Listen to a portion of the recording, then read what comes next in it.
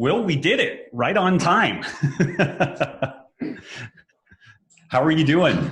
I'm doing great. How are you? Good. Luckily, Nikki was here to walk me through the setup. They figured out this thing. We have to daisy chain things through Zoom to YouTube to the Healthy Rebellion, and so a little bit of technical stuff to get it set up. But Will, it's an incredible honor to have you on the Healthy Rebellion.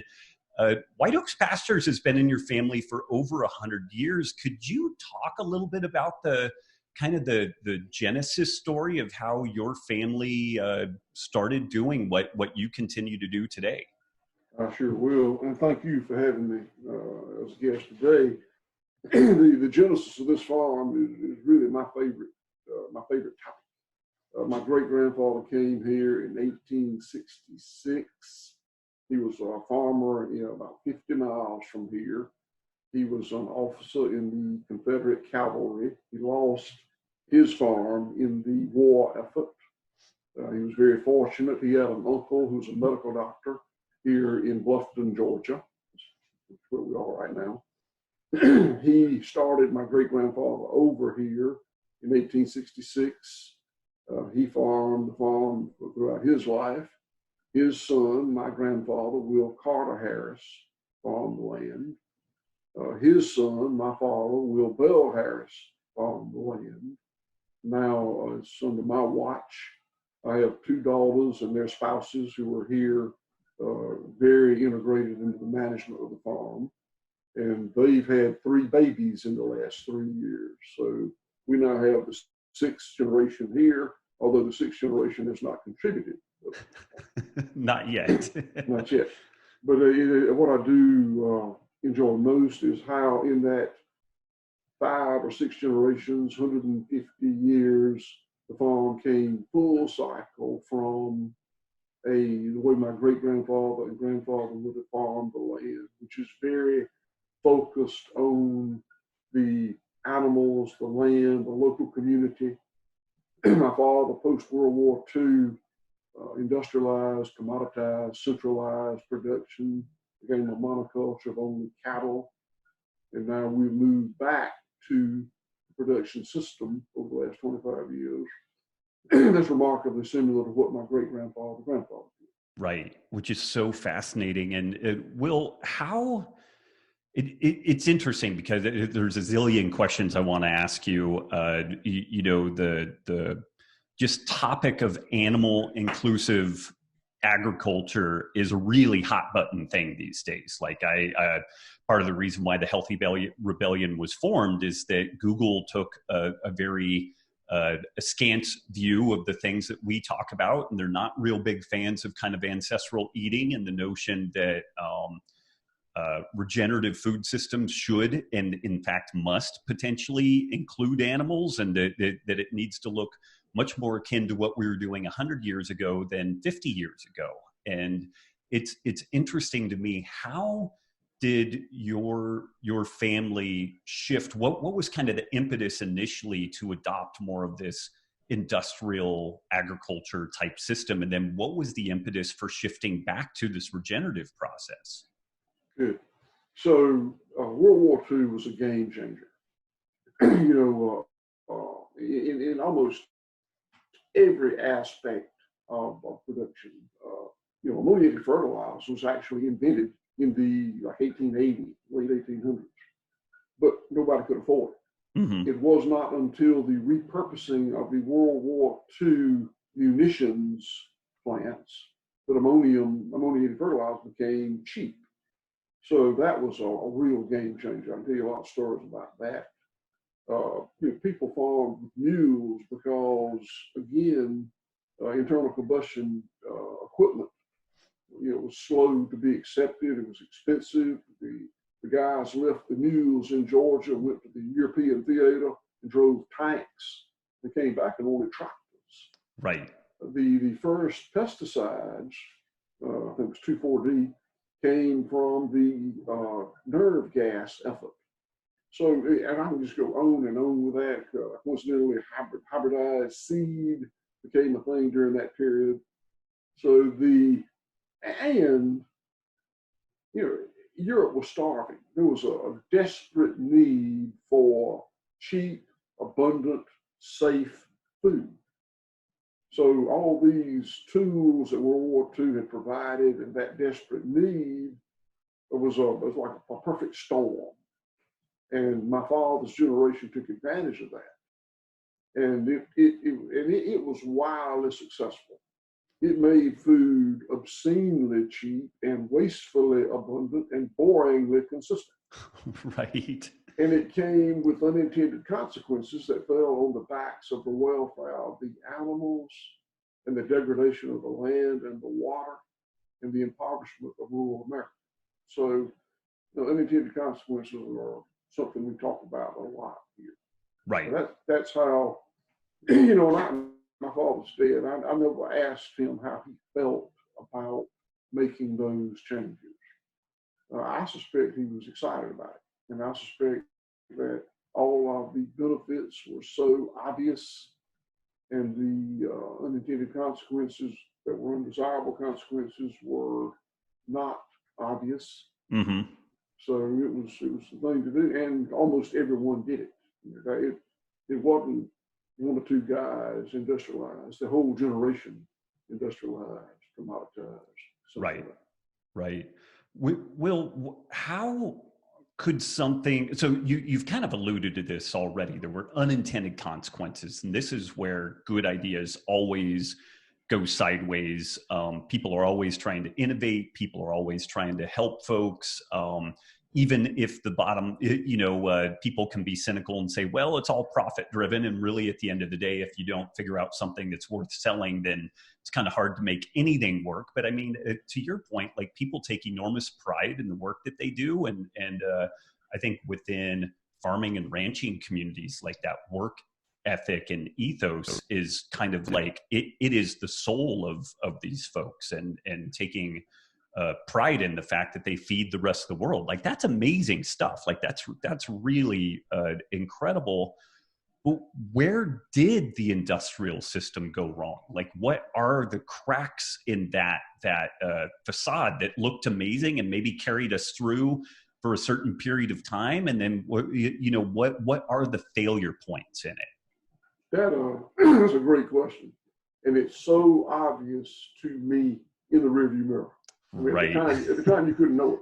But now, which I just want to pause on that real quick. We'll come back to this because we're facing a bunch of decisions that people are wanting to do today and having no discussion about unintended consequences. So I just kind of want to bookmark that so we can come back to it. Sorry to interrupt. Yeah. No problem. I so clearly see now in retrospect, having been here generationally through this, I clearly see what went wrong. And here it is.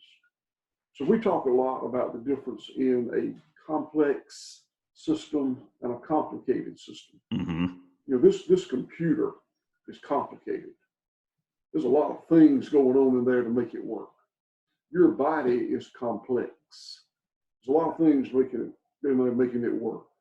In a complicated system, if one component ceases to operate, it's game over. It just stops. Right. In a complex system like your body or the federal government or whatever, when one component ceases to operate properly, everything else morphs and the system continues to operate after a fashion. Now, reductionist science works beautifully in complex systems. That's how we built computers and put people on the moon and right. and. Very linear. It is horribly flawed in complex cyclical systems. And which is why we have drugs that we think are going to save humanity and then we pull them off the market. It's applying reductionist science to a complex system. Well, my father's generation and mine, I'm not blaming anything on my father. I was more industrial than he was when I came out of the University of Georgia in 1976. But my father's generation and my generation applied reductionist science to one of the most complex systems in the world, which is operating a farm, of a very complex farm. and it just resulted in incredible unintended and undesirable consequences. And it took 75 years for them to start to surface. And then when they did start to surface, it wasn't real obvious why that happened. Right. And I imagine also the inertia of shifting to a different system. And then as these problems come up, you probably could try to double down on what you've always done, try to re-intensify that application of technology to try to solve that problem. And is that kind of the route that you folks took initially, just trying to figure out ways within that kind of linear thinking, reductionist model to try to solve the issues that were popping up? And what were some of the specific issues? I would guess like soil erosion and loss of kind of peripheral biodiversity, but what were some of the issues that popped up, and what were some of the strategies that you tried initially before possibly shifting to a more regenerative approach? Well, that doubling down is still occurring. Mm-hmm. Not only is there this momentum of moving into more and more and more technology that comes from reductionist science, not only is there that just basic momentum, but also even more important is, don't forget, there are a lot of huge, powerful multinational companies making a lot of money in perpetuating this system, mm-hmm. whether it's the pharmaceutical companies, the petrol companies, insurance companies, equipment manufacturing companies, big food, commodity companies, on and on and on. There are just so many people making so much money that there's all kinds of reasons to ignore these unintended consequences and keep doing what we do. And that's where we are with that. Right. Will, what was then the impetus? I mean, some folks are making a go of it still in the industrial food system, clearly, like you've alluded, like some of the biggest entities in the world, corporations that really wield more influence and power, arguably, than like national governments are in control of our food system. Those folks are still making a go of it. We both are probably on the same page that there's an expiration date on that. But what was the impetus for you folks to shift in? It seems like not just swimming upstream, but it seems like being a tiny leaf trying to swim upstream in this story. Like, what was the kind of genesis for you folks shifting gears and really doing something that seems crazy from the outside compared to the way that things are typically done? Well, for me, it was a very personal decision. It started out, and it's evolved over the last 25 years. As I alluded to earlier, I was a very industrial cattleman. As much as anybody I know, maybe more than most, probably more than most. Probably because I was so extreme, it made me notice or caused me to notice the unintended consequences that were occurring. If you drink a fifth of whiskey every night, you'll notice the ill effects of alcohol more than if you drink one a shot. Right. The guy that was a shot. That's right. I was a guy that was really very, very heavy-handed. So I started noticing these unintended consequences, and it started out purely an animal welfare issue. I focused on the fact that really my animal welfare, which I would have vehemently defended to you, is not very good, because I was not allowing the animals to express instinctive behavior. Confinement animal production does not allow the expression of instinctive behavior. And that's poor animal welfare. So I started moving in that direction with my animals, and that led me to focusing on the land and the fact that, I ceased to put steroids and antibiotics and unnatural feedstuffs in my animals, but I was still putting chemical fertilizers and pesticides and cultivation on my land. So I started moving away from that, and that led me to this real focus on the local rural economy that's my passion now. So it's an evolution. Interesting. So it's interesting though, like you saw a need to address the needs of the animals first. And then I would assume that you started seeing some improvements, but then started seeing limitations with the way the land itself and the grass and that interface was occurring still under more of the industrial model. That's exactly right. And one thing led to the next. It's all connected. It's all cyclical. It's all tied together. And while that evolution was going on over a 20-year period, there was a business evolution that was required. So when we changed the way that we produced our animals, allowing them to express instinctive behavior causes far less stress on the animals. Animals do better. I needed to, but it cost me more to do it because I was giving them space and time and labor. So I needed to extract more value from them than I could by dumping them into the commodity market, the way I've always done. So we started marketing our own beef. And at that time, I was a monoculture of cattle only. And that led me to build processing because I couldn't get the beef processed. And that led me to a marketing effort so I could get it moved. And so that was a whole nother set of reactions that was set about with changes. And I need to say this right now because I'm very proud of it. From an economic perspective for the community, I moved from having 3 minimum wage employees to having 160 something employees, and our employees made twice the county average last year. Wow. So so that's when we talk about the re-enrichment of rural America. That's what we're talking about. Right. So, and that, by the way, that was an unintended consequence. I never ever said, I sure would like to try to bring some life back to this town. That didn't happen. Right. The fact that we have moved we're actually a carbon sink in terms of, that was an unintended consequence. Right. Positive. I never said, I believe I can help mitigate climate change. That never happened. But so in the same way that harm was done through unintended consequences, now good things are happening through unintended consequences. Right. So our world is awash with unintended consequences. We've seen some examples of where it's gone unfavorably for us and favorably for us.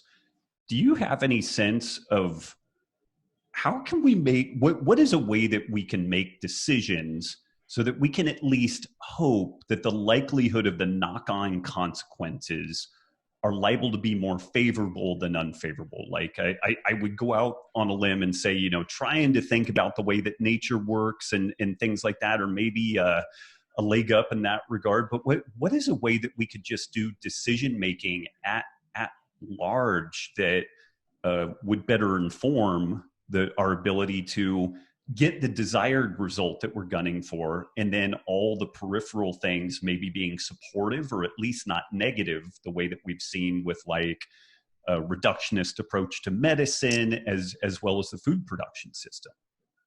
The only solution I could offer is White Oak Pastures, our farm, is a savory hub.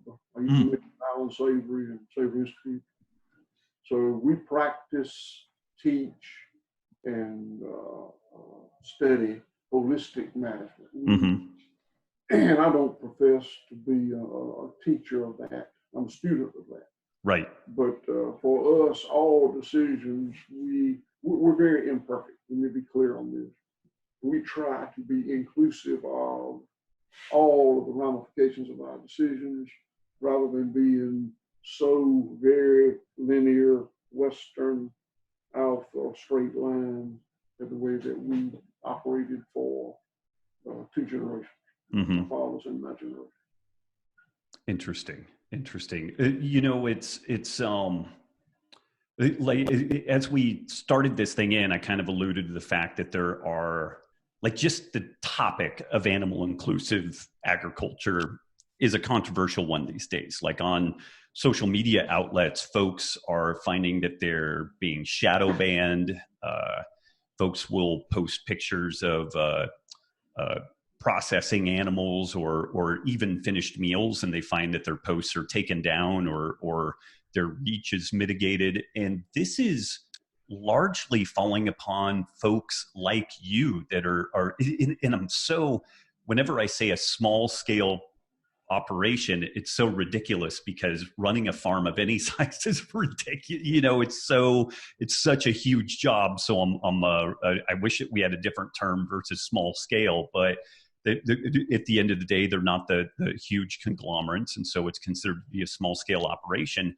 But I kind of feel like these folks are kind of getting picked off one by one and kind of marginalized. And how do we do a better job of a couple of questions on that? How do we help support these folks in a better way? And then, what would the implications be for just rural communities at large and the kind of economic infrastructure if we could figure out a way of making this, for lack of a better term, more mainstream, making this alternative more the mainstream default mode? That was a couple of great questions, kind of wrapped up, but I'm going to handle them separately. Sure. So first of all, I do not profess to be an expert on anything except 3 areas, but I will claim expertise to speak with authority in 3 areas. Those areas are humane animal welfare, regenerative land management, and the re-enrichment of rural America. When we start talking about nutrition and nutrient density and food health and food safety and flavor, and I'm neophyte. But I'm gonna just talk just a minute because you brought up a couple times about the regenerative land management. And I tell you with authority, there is no cost-effective way to regenerate land on a large scale without animal agriculture. That is so misunderstood, yet so clear to me. Right. And if the naysayers about animal agriculture would just stop and look and listen and see how the great ecosystems of the world evolve, it's with a healthy soil full of the microbes feeding plants that feed herbivores, moved by carnivores. What we're talking about, they refeed the microbes in the soil with their excrement. And it's a beautiful cycle. And it's how we got all that oil in the ground, right, and all that coal in the ground, all that natural gas in the ground came from this system. Whether we're going back to dinosaurs, Tyrannosaurus rex, chase moving herbaceous dinosaurs, or buffalo being moved by timber wolves, or caribou being moved by polar bears, or gazelles being moved by lions. The great ecosystems of the world evolved through animal agriculture. All that carbon that had been greenhouse gases, in the atmosphere, had been pulled down and sequestered through photosynthesis. And the herbivores are an essential part of that photosynthesis. They need that; those plants need to be clipped off, excrement dropped back down, so they continue to pump carbon into the roots of the soil. That's how all that carbon got down there. And for uninformed people to think that they can get that effect without an essential component of the system that put it there, it's just so wrong. Right. So, herbivores are not destroying the earth. Herbivores are part of the solution. And that's been scientifically proven by Qantas owned white oak pastures. Right. Talk about that a little bit, please, that life cycle analysis that occurred, and let folks know what a life cycle analysis is. Okay, so again, now this is, I am an expert in healing the soil. I am not an expert in measuring the healing of the soil. Right. but I've learned a little bit about it. And a customer of ours, we sell product to Epic that's bought by General Mills. Mm-hmm. General Mills was concerned about some of the claims that was being made by the Epic people about regenerative land management. So they agreed to pay for an $80,000 study to be done on our farm by a third-party environmental engineering company from Minneapolis, Minnesota, called Qantas. And that's important, Qantas. Mm-hmm. So the people from Qantas came to White Oak Pastures, did all kinds of scientific testing. It took a tremendous amount of time. We had to provide the data on how much fuel we use, how much electricity, how much to get the equation right. And they determined that for every pound of beef I produce on White Oak Pastures, we sequester 3.5 pounds of carbon dioxide equivalent in the pasture. We are a carbon sink that is helping to mitigate climate change. So that's what the LCA is called. That's the name of the study. It's called a life cycle assessment. Mm-hmm. It's being peer reviewed right now. All right, now here's where it gets. You can't make this crap up. Coincidentally, Impossible Burger, who has been super critical, Dr. Brown, his CEO, has been super critical about regenerative farm practices. He has literally attacked Savor Institute and folks like me that practice this kind of agriculture. Literally, very personally attacked us. Also had Qantas do a life cycle assessment for them during the same time frame. And it showed scientifically that for every pound of Impossible Burger that they create, they generate 3.5 pounds of carbon dioxide equivalent. That's incredible. They could be the same environmental engineering firm, and it's exactly the same amount plus and minus.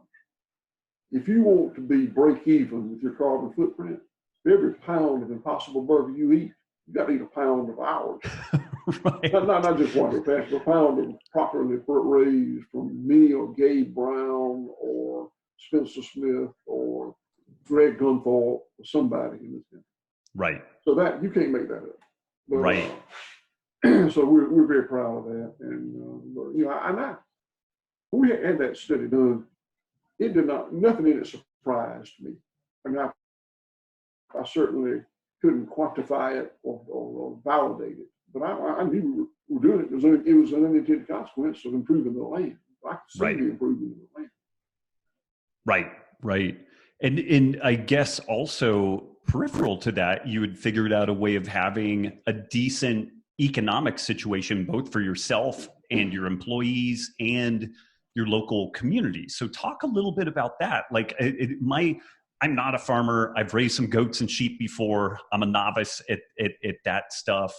Even the little bit of work I did with that, though, the area that we lived in, Reno, had been horribly mistreated, the 2-acre pasture there that we had. And with a knucklehead's application of holistic management with some goats, it was transformed in 3 years. I mean, like shockingly so. If I actually knew what I was doing, it would have probably been that much better. But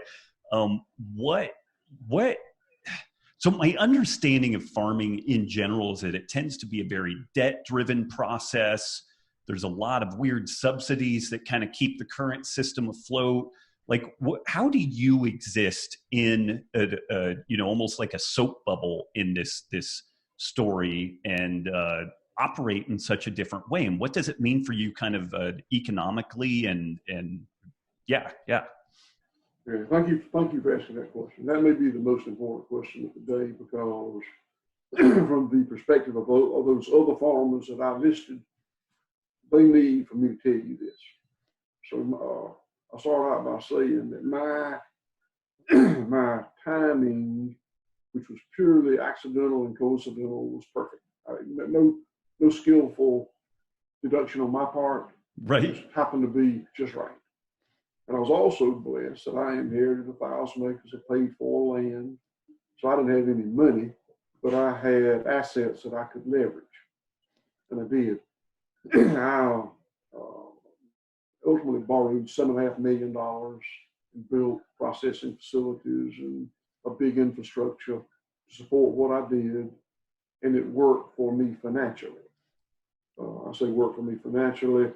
Our return on investment is, my accountant friends think it's horrible, and they're right, but it's for me, and it's fine, and I'm happy with it. But had I done that today instead of 20 years ago, I would have gone broke. Oh, really? Yes. Okay. And that's the important takeaway here. Please listen to me. Our profit, my company is still profitable, but it's very, very subtly profitable. We went through a period of time 10 years ago in which we had a very reasonable return on assets. It was a pretty good business. The company today is a better company. Well, the company, I mean the farm. The company today is a better company than it was 10 years ago. Our product is better. Our people are better. Our systems are better. The land is better. Everything is better except our margins. Our margins of what we sold or sell, and our volume's about the same, I should say that. But our margins have crunched. And the reason the margins have crunched is over the last 5 or 10 years, 5 years, say, big multinational companies have focused on the fact that this niche has profit in it. So they have greenwashed their product. And the best example of that is, you can bring grass-fed beef into this country that was born, raised, and slaughtered in Australia and sell it as product of the USA in the grocery store legally. Because like pork and beef are kind of the only things that don't have a country of origin stamp on it, right? They don't. I don't know if they don't. They don't. Okay. And not only do they not have a stamp on it, it is just, the rule is horribly misleading. It can literally say, and it does, product of the USA, when the animal never drew a breath of air in the United States. Came over here in a chilled cargo container from Australia. And the reason is there's a USDA rule, what I call a fraudulent rule, flies in the face of what the consumers think they're getting. This USDA rule says that if value is added in this country, it's a product of the USA. So that Australian or New Zealand or Uruguayan cow or hog can be brought here, and if they cut it or grind it or repackage it, it's product of the USA. So those, and there are other activities that big multinational companies participate in. They're buying up little grass-fed companies en masse so they can use that label. It's happening all over the country. Right. But they're cheapening the product, and the consumer never knows. Right. Right. And that has caused I have transitioned from being the guy that tells young farmers, you ought to consider moving your farm from the industrial commodity practice to more like what we do, which is what I did for years, to me now saying, pal, I really don't know if you can afford to make that transition or not, because the economics changed. That's crazy. This is something that I really wasn't aware of. Like I've stayed on top of a lot of this stuff as a reasonably well-informed consumer and somebody that's interested in all this. And the crazy thing is, anytime you typically see improvements in technology and production and efficiency, we see a better product and typically some better margins for the producer.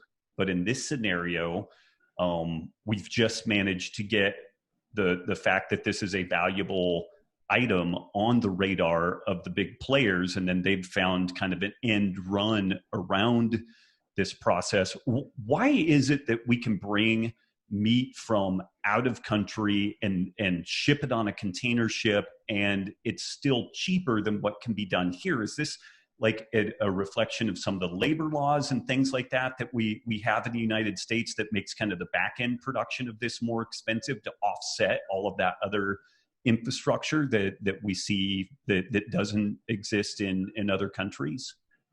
I really cannot tell you why grass-fed beef can be raised cheaper in Australia or Uruguay or New Zealand than it is in the United States. I can't tell you that. I have not been there, and I never visited those countries, never studied those systems.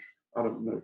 Mm-hmm. But I do know that the fraudulent rules that we operate under allows big multinational companies like JBS or Tyson or Purdue or Smithfield or the Marte or the others to shop for product anywhere in the world that they can find it the cheapest and bring it into the best market in the world and fraudulently label it product of the USA.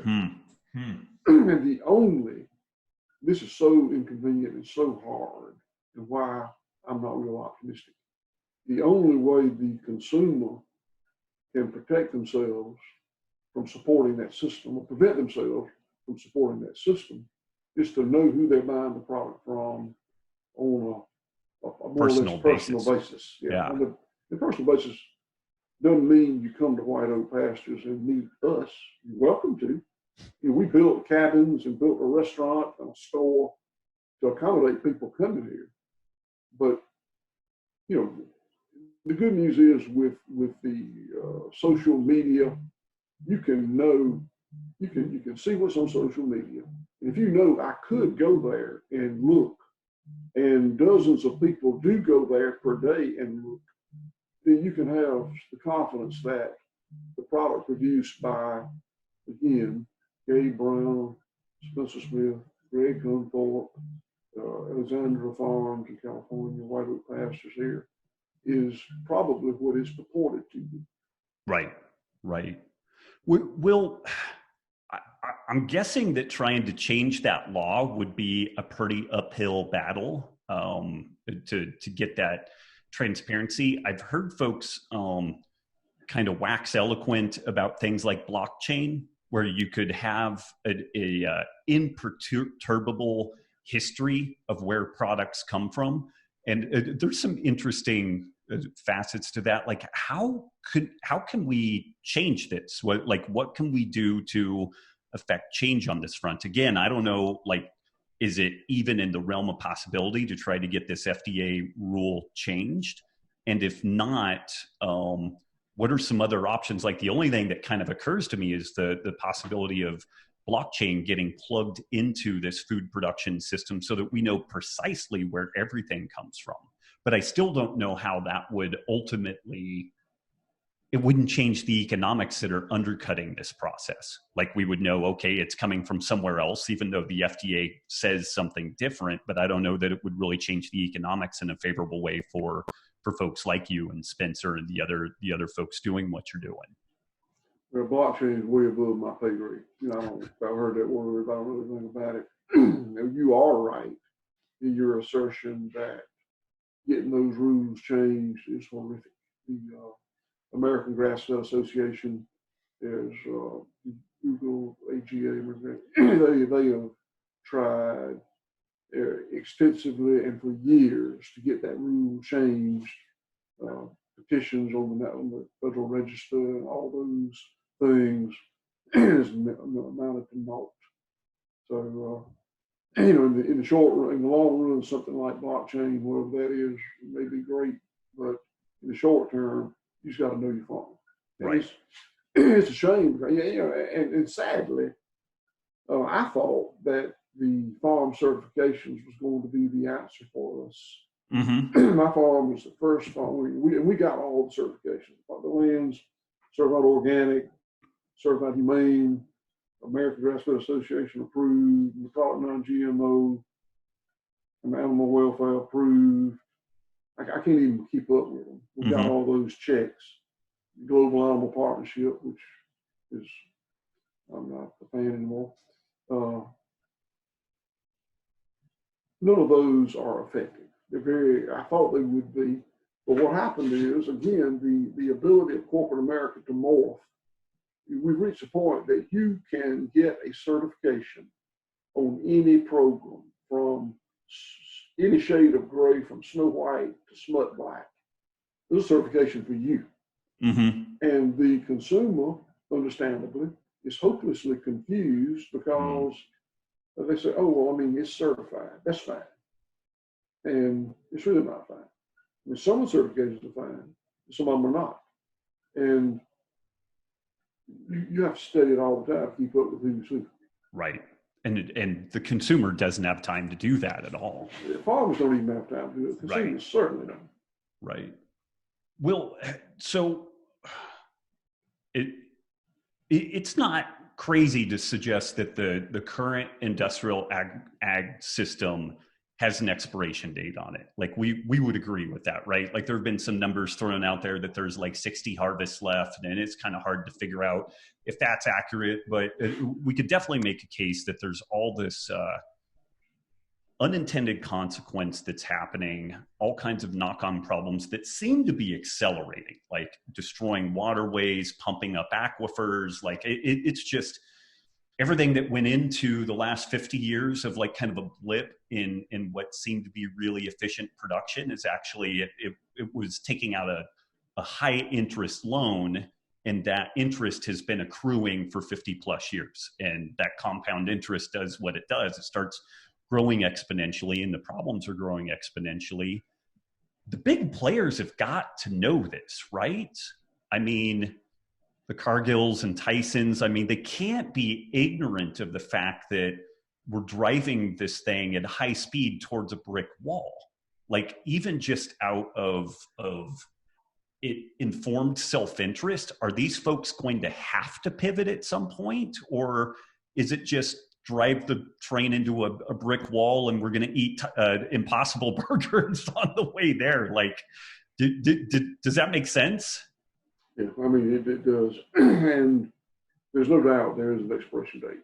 I mean, you can't borrow yourself out of debt. So there was an expiration date. To answer your question about how long will big multinational stock companies, so first of all, let me call your attention to the fact that a multinational stock company has no soul. I mean, it operates on quarterly reports. Mm-hmm. And the answer is it will continue to go in the direction it's going as long as the quarterly reports look good. And if it crashes and burns, it crashes and burns. How long did big tobacco tell people that cigarettes are fine? They're fine. So, you know, right. There's an expiration date. I frequently hear people say, oh, I'm so worried about what we're doing to the earth. We're destroying the earth. Don't you worry about the earth. The earth will be here. She'll be fine. We may not be, but the earth will be fine. Yeah, exactly. Yeah. So, you know, I'm not storing up cartridges and canned goods, you know, but I do, I spend all of my working hours making white oak pastures more resilient. Mm-hmm. So that whenever what happens, that we'll be in as good a shape as we can be. I really don't like talking like that, but you know, I'm a little unusual in that I am one of the good old boys that came to this sort of agriculture. Most of the people in leadership in this kinder, gentler form of food production are not, you know, graduates of the old school. Mm-hmm. I am. And I still talk to my friends and relatives who are involved in industrial commodity production. And the conversation usually goes something like, well, Will, what you do is fine. It's fine. But you can't feed the world like that. Well, I don't know. I'll have that discussion with you. But before we have the discussion, let's both stipulate that the earth has a carrying capacity. And we can't continue to have more population, more consumption, more degradation, and it'd be fine. And they don't want to do that. They want to say, well, no, with this technology now, we can stay ahead of that. But if you push them, you can say, okay, all right, you can't put so many people in a phone booth. You know, they'll. So I said, okay, good. We agree on that. I will go ahead and concede to you right now that if the limiting factor is land, how many acres of land we got to use, you have a better production system than I do. You win, I lose. You're more efficient, more productive. You win. Because I can't produce as much on an acre of land using all these outside inputs. But if the first thing we're going to run out of is petroleum energy, I win. I don't use as much as you do. And if we're going to run out of water, I win. I don't use as much as you do. If we're going to run out of antibiotics that works, pathogens or not, I win because I don't do that. And if we're going to kill the ocean with plastic and phosphate and nitrogen that runs off, I win. And I can go through dozens of scenarios in which my production system is exponentially more resilient than the current industrial commodity centralized. But if it's just land, they win. So I'm convinced that the system we're operating under now does not have resiliency, and it'll end poorly. I agree. I mean, I see a lot of parallels with the way that a fiat currency economic system has been driven since the early 1970s, and it's looked like we've had all kinds of economic growth, but maybe all of that type of stuff is borrowed time. But that all gets doomsday bunker, and like you said, we're not stashing cartridges and canned goods quite yet. Although I've got a few of those around just in case. But you know what? So we had a discussion in the Healthy Rebellion. Like Diana Rogers and I are working on this book and film project, Sacred Cow. And it's been a really interesting process because there are some things that pop up, like, and we had a little discussion about this via email exchange, you know, when we really dug into the nutritional characteristics of pastured meat versus conventional meat, there wasn't as big a difference there as what we would like for telling a story. Like if we kind of ignored what I feel like is some of the best information available, then we could tell a really nice, cohesive story, much the way that the folks kind of in the vegan camp, it's like, they've got a beautiful story. Meat gives you cancer, meat gives you diabetes, meat gives you heart disease, it destroys the planet, you're unethical to eat it, you know, it mistreats animals. Like, it's an elevator pitch on kind of an gut level. It's like, oh, that kind of makes sense. And then every one of these topics, for us to unpack that, is virtually a PhD dissertation to try to get in and give it some type of nuance. And, you know, one of the frustrations that folks in the regenerative agriculture scene have had with folks like us is that when we highlight the fact that it's better for the environment, pastured dairy is far more nutritious, poultry is, you know, like eggs are better. It's the only way that we could have a sustainable system that if we came back 5,000 years from now, it would still be here and would still be moving forward. But for the small scale producer, that topic of kind of the nutrient benefits of pastured meat, that's something that they really have to kind of hang their hat on. And it's not as strong a position as I think any of us would have liked to have. Like, how do we navigate that? Like, I almost feel like in some ways, I don't know if at the end of the day, the work that Diana and I are doing is helping us or hurting us. Like, if we could just leave all that stuff somewhat oblique and in the background, then we could kind of wink, wink, nod, nod, and just kind of move forward. But I mean, how do we navigate that so that I'm not actually undercutting the ability for folks to do something similar to what you're doing? Well, the work that you and I are doing is essential, and we need it. And thank you for doing it.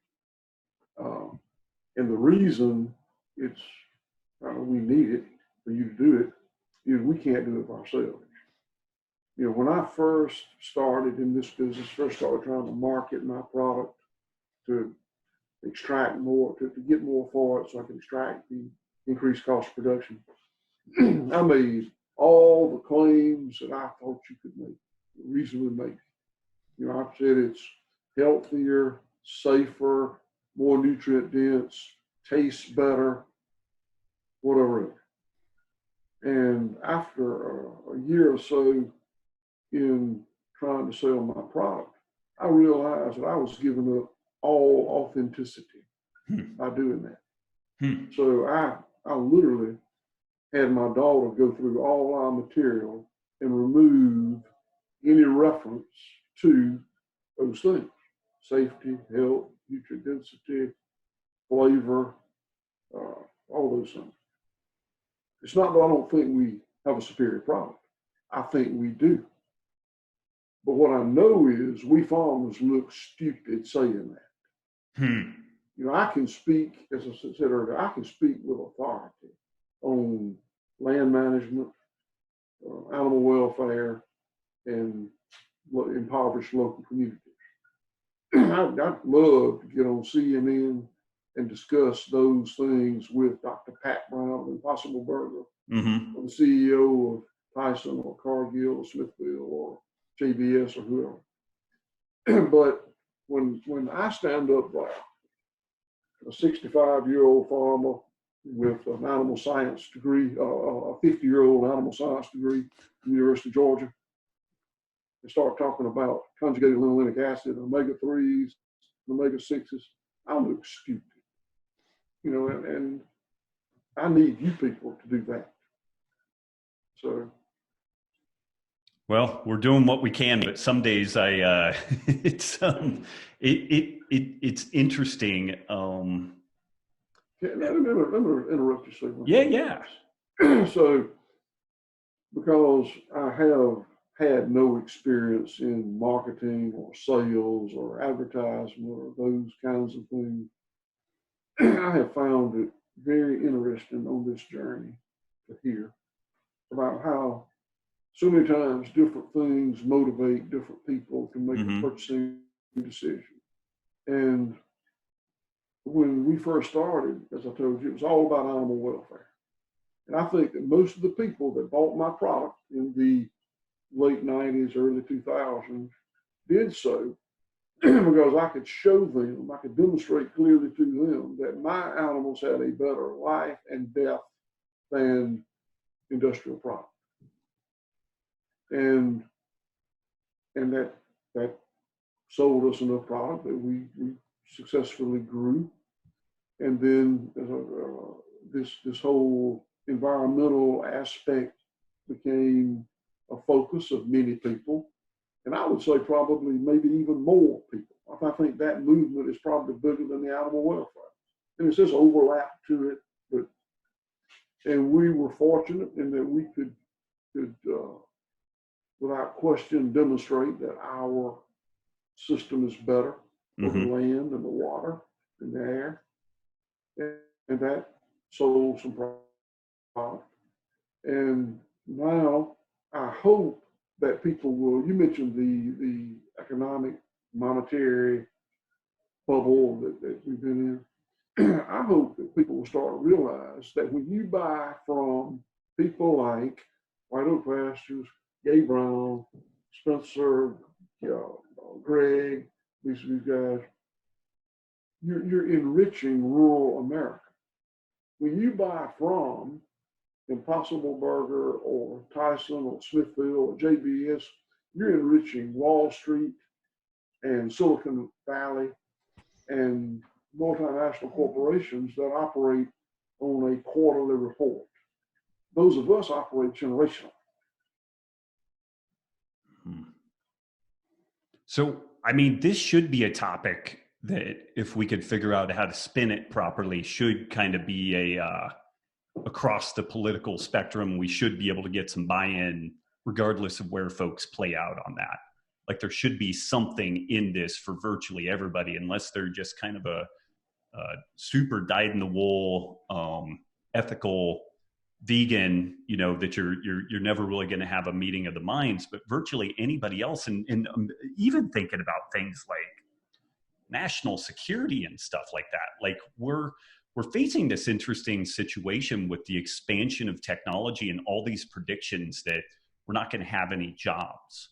You know, there's like doctoring and lawyering looks like it's going to be some of the first things to go away due to AI. I have a sneaky suspicion that the creativity and the kind of labor intensive elements of holistically managed food production may be one of the holdouts in which this is where people work, because it's going to require a degree of creativity and a type of information processing that artificial intelligence is either never going to get, or it's going to be very far down the road. But this, like the revitalization of rural America and decentralizing our food production and our economic base, seems like a massive, like a national security position.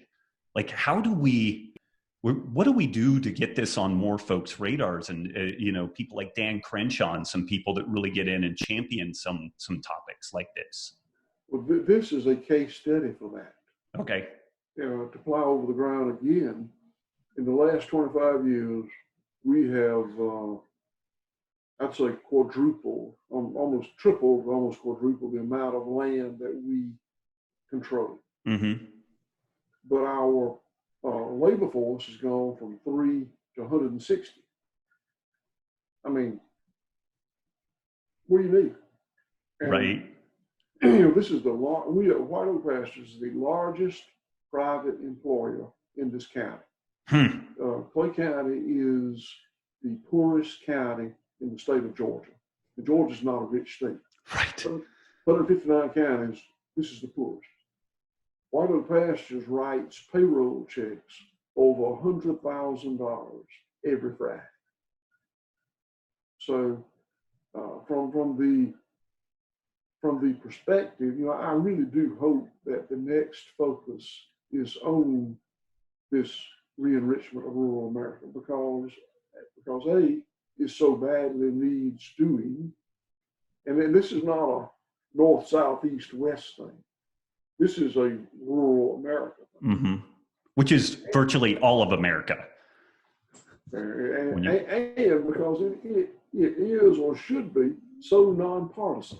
Mm-hmm. You know, I don't think I'm a Republican or Democrat. You know, I don't like Republicans or Democrats. But this shouldn't be partisan. I mean, who does not want to see rural America made a vibrant part of the economy again? Who's against that? Other than the big multinational food companies. There you go. That's who that would be. Right. Man, it's we've got our work cut out for us. Like nobody's we will not run out of a job trying to crack this nut over the next 20 years. Like a little bit of difference in me and you on that. You're trying to save the world. I'm trying to save White Oak Pastures. Right. So your job's a lot bigger than my job, but we're on the same team, going in the same direction. Absolutely. And, you know, I would have very little of a leg to stand on were not for folks like you, Joel Salatin, Alan Savory. Like it's funny, like this idea of ancestral eating got on my radar in 1998. I was super sick, had some serious GI problems. And this idea of kind of like a low carb paleo type diet got on my radar, and I did it and researched it, and it made a ton of sense. And then as I started thinking about it, I'm like, what are the kind of sustainability implications of this story? And just kind of in the back of my head, I was thinking, this is the only way that you could have a food system that could last 5,000 or 10,000 years.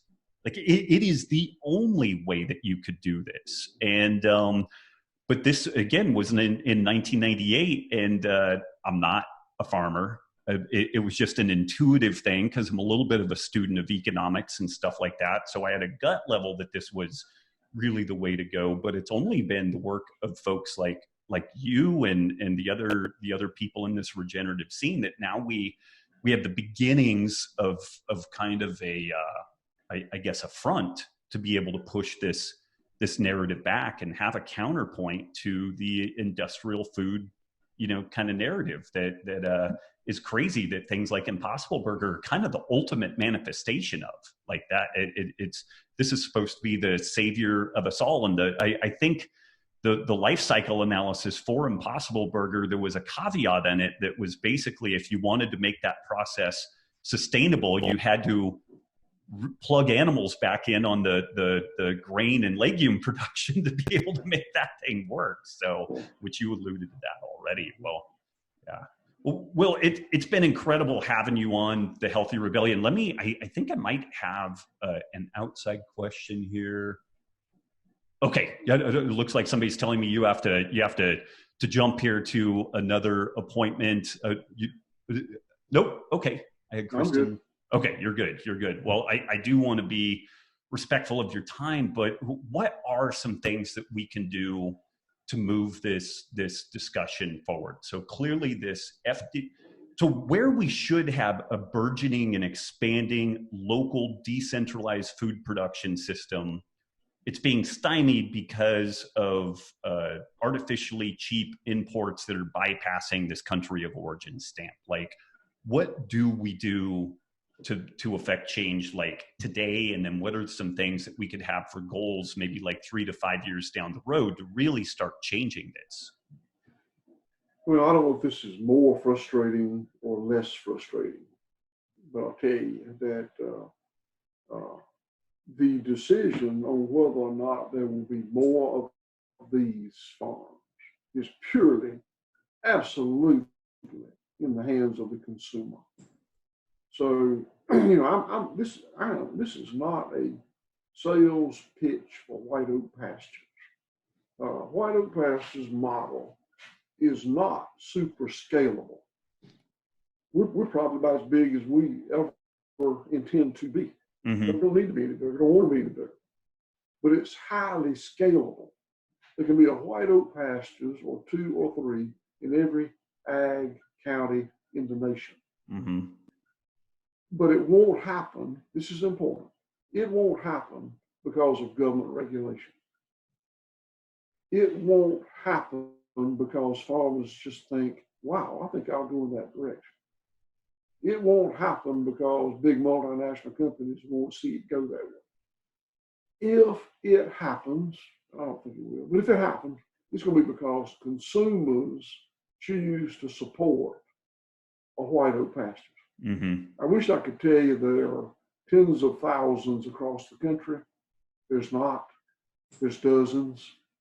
But if consumers will support these kinds of farms, there'll be another one and another one and another. Farmers are entrepreneurial, the ones that have survived, and they will respond to the market demand. Right. Today, the market demand is for cheap commodity production. If consumers shift that demand in the manner of Wendell you vote with your dollars, mm-hmm. then consumers will drive this sort of production to the forefront. Or they can keep stumbling into big box stores and supporting a stock company that's driven by quarterly reports. Right. Consumers get to decide. And you decide how much confidence you got in consumers. I'm not real high on them, but right. Well, Will, thank you so much for the work you're doing and the support that you've put into this whole regenerative ag scene. Remind folks where they can track you down on the internet and any other things that you could provide for folks to learn more about what you're doing. Yeah, so our website is whiteoakpastures.com. Oak singular, pastures plural. My email address is Will Harris, my name, Will Harris, one word, @whiteoakpastures.com.